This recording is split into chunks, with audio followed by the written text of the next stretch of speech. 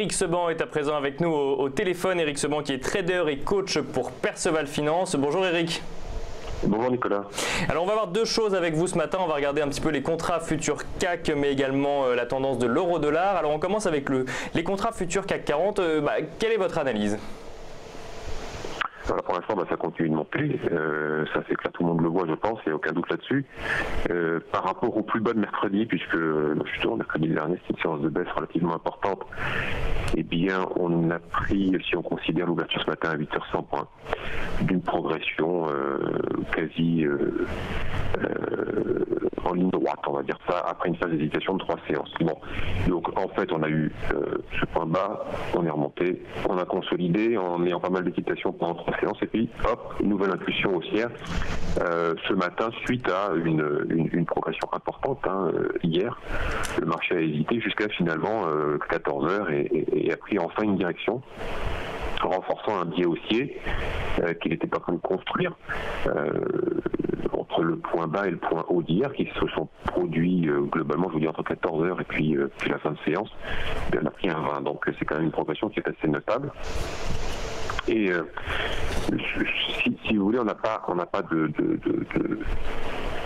d'éléments de réponse particulier à cette hausse, si ce n'est peut-être une explication du côté des contraintes techniques qui drivent les marchés. C'est un peu là-dessus que je voulais m'arrêter aujourd'hui pour expliquer un petit peu comment est-ce que l'on fait pour justement apprécier un contexte, et que apprécier le contexte, c'est quelque chose de très important pour un trader parce que ça permet vraiment d'améliorer ses résultats. C'est le graphique, c'est le but du graphique que je vous ai mis en place, parce que souvent je vous explique qu'après une extension, eh bien, il y a les probabilités que le marché en retrace fortement sont quasiment de zéro. Là, sur les dernières séances, on a une bonne explication visuelle de ce que je veux dire, parce que c'est pas forcément toujours très clair.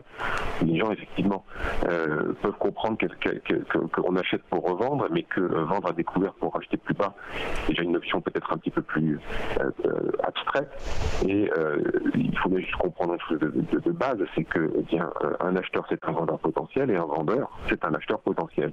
Et donc, quand on a des extensions, comme par exemple la sortie du range que vous avez matérialisé dans un rectangle bleu qui a donc été donc dans plusieurs séances, des séances d'hésitation, après justement un point bas et d'hésitation sur ce point bas, vous avez eu une sortie du range qui s'est fait, c'est le point numéro 1. Ensuite un pullback, c'est le point numéro 2. Le pullback, c'est quand on revient sur un niveau, en l'occurrence ici, qui était une résistance et qui devient un support, pour ensuite avoir trouvé une extension et un premier top qui s'est formé.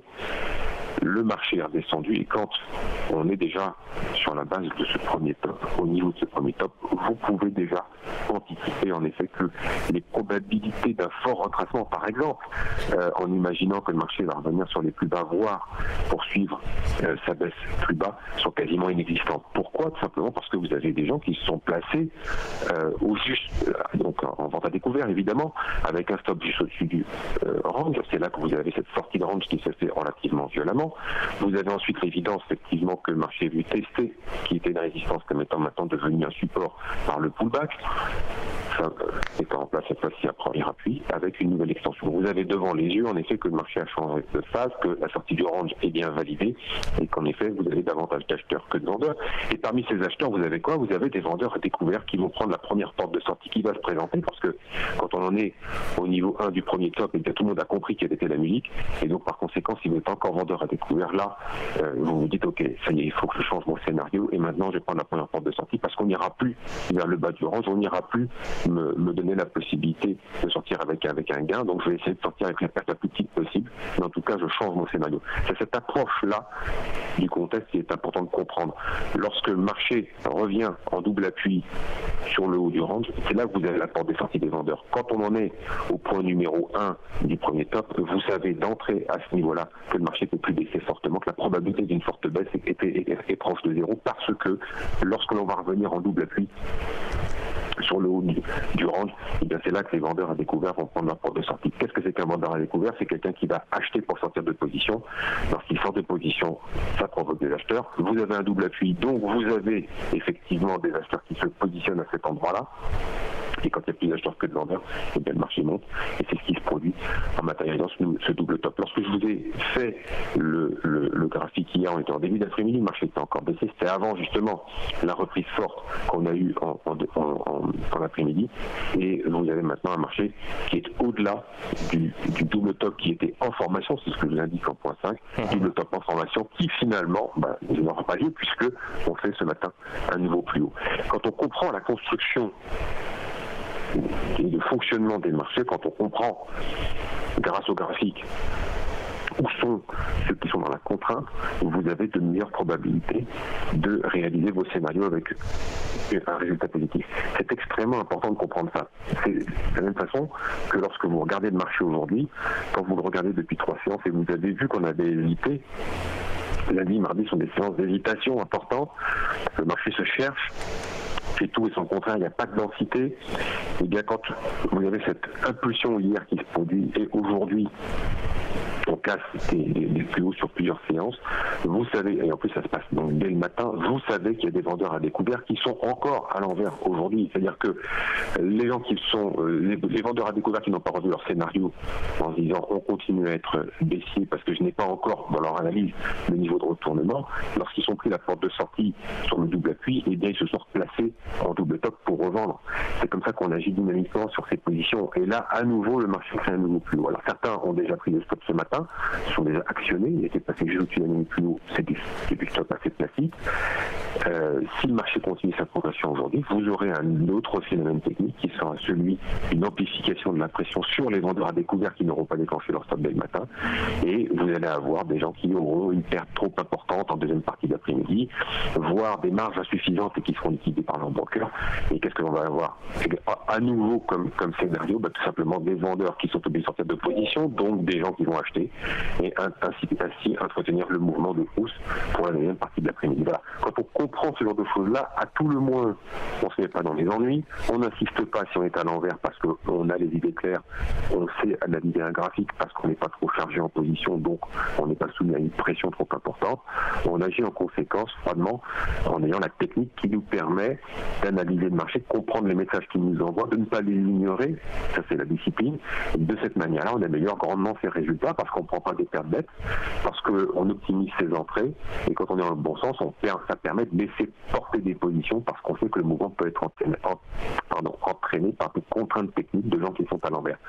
Voilà, le trading c'est ça, c'est pas de l'automatisme, c'est pas de l'algorithme qui fonctionne tout seul, il faut se remettre les idées en perspective. Là, on est avant les vacances, justement, c'est bien de faire un break après pour reprendre dès la rentrée sur des basses scènes. Le trading, ça s'apprend. Si vous voulez le faire tout seul, ça va durer des années, et à la fin, dans l'équipe capital, quand vous aurez trouvé peut-être la façon de faire. Ne vous faites pas endormir par les vendeurs de rêves. C'est très technique. Les gens qui sont sur le marché ne sont pas là pour faire de la figuration. Ils savent analyser les graphiques, ils savent vous prendre votre argent. Donc, formez-vous, apprenez le trading, n'y allez pas comme ça à la fleur au fusil, c'est très important. Je voulais préciser parce que je vois de plus en plus d'offres qui fleurissent sur le net. Faites gaffe, voilà, c'est tout. Je n'ai pas plus à en rajouter sur ce point-là. Si vous voulez, on passe sur l'euro-dollar.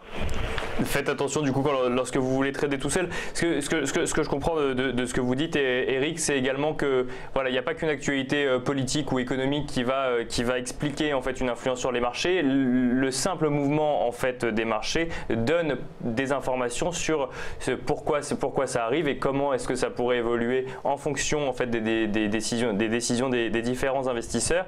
C'est comme ça également que vous analysez l'euro-dollar. C'est avec les mêmes techniques ou là, comme on est sur du monétaire, c'est différent?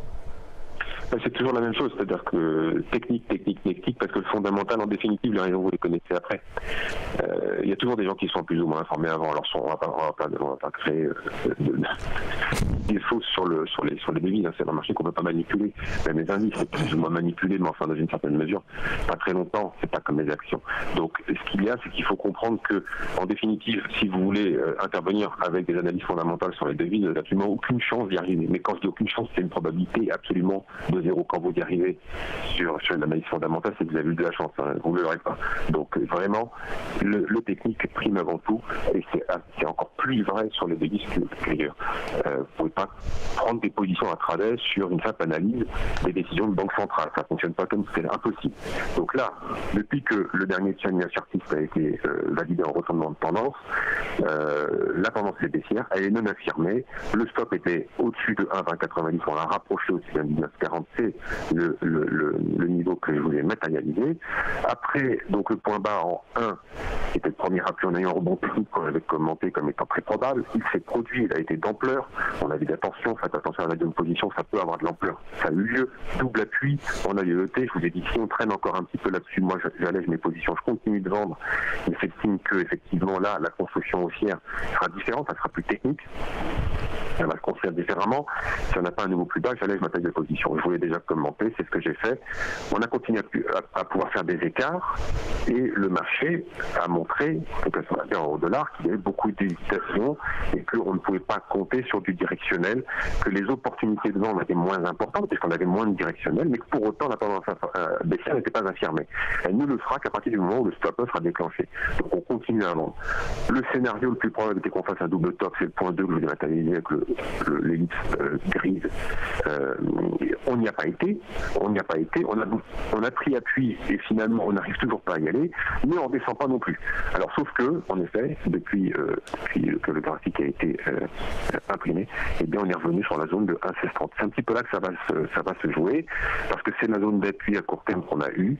Si on la casse, en effet, la probabilité qu'on tombe sur un 15 reste forte, un 15, un 15,30, c'est le niveau à plus long terme qu'on peut viser. Alors attention, parce que si on y retourne, ça va être un troisième appui, et généralement, que ce soit des appuis ou des tops, troisième approche, c'est pas très bon, c'est-à-dire que la probabilité augmente qu'elle se soit traversée. Alors, qu'est-ce qu'on a à l'horizon pour expliquer éventuellement que l'euro puisse retourner sur un 15 et puis faire un nouveau visa? Non, rien du tout, rien du tout. Et ça ne m'intéresse pas d'en avoir d'ailleurs, puisque de toute façon, j'en ferai rien. Mon travail, c'est d'analyser le chart, de me dire quels sont les messages qu'il m'envoie et quel scénario je peux établir avec la meilleure probabilité de réussite. C'est ce que je continue de faire. Donc, pour l'instant, vous avez toujours un euro-dollar qui tend vers la neutralité, mais qui garde son biais baissier parce que la tendance baissière n'est pas affirmée. Donc on continue à vendre sur des rebonds. On garde des positions relativement légères parce qu'on n'est pas à l'abri de rien en ce moment. Et il y a quand même encore de l'hésitation. L'objectif principal reste un 15,30. Donc vendre sur des rebonds reste encore le côté vers lequel on a la meilleure probabilité de réussite. On fait des positions légères, on reste vigilant et on regarde bien comment le graphique évolue pour ne pas ignorer les messages qu'il nous envoie. Merci beaucoup Eric Seban pour ces analyses très complètes. Je rappelle Eric que vous êtes donc trader et coach chez Perceval Finance.